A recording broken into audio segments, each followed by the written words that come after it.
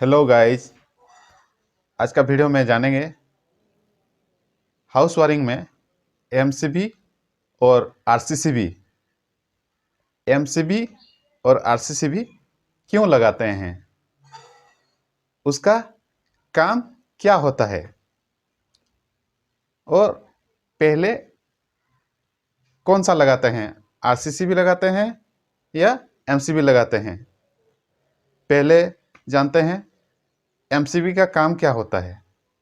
MCB देखिए, हमारा घर में जो इलेक्ट्रिकल द्रव्य जितने भी लगाते हैं, हो गया टीवी, फ्रिज, कूलर, कोई भी उपकरण लगाते हैं जो कि ओवरलोड शॉर्ट सर्किट से बचाता है। एमसीबी नहीं लगाने से इसी उपकरण खराब हो सकता है। एक गया। और आरसीसीबी का काम क्या होता है, हमको जो शॉक लगता है, कोई भी लाइव वायर से हाथ टच हो जाता है, उसी से बचाता है आरसीसीबी का काम क्या होता है। आरसीसीबी का काम इलेक्ट्रिकल शॉर्ट सर्किट से प्रोटेक्शन मिलता है, शॉक से प्रोटेक्शन मिलता है।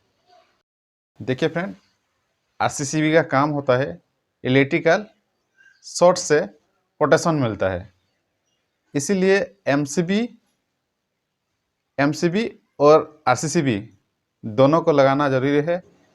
दोनों से हमको प्रोटेक्शन मिलता है, इसलिए एमसीबी और आरसीसीबी दोनों को लगाना चाहिए। और फ्रेंड, एमसीबी और आरसीसीबी कौन सा पहले लगाते हैं, एमसीबी और आरसीसीबी कौन सा पहले लगाते हैं। देखिए फ्रेंड, एमसीबी डीपीएमसीबी जो मीटर से आता है, पहले डीपीएमसीबी में लगता है, उसके बाद आरसीसीबी में लगता है, उसके बाद एमसीबी में लगता है, जो रूम बाय रूम दिया जाता है।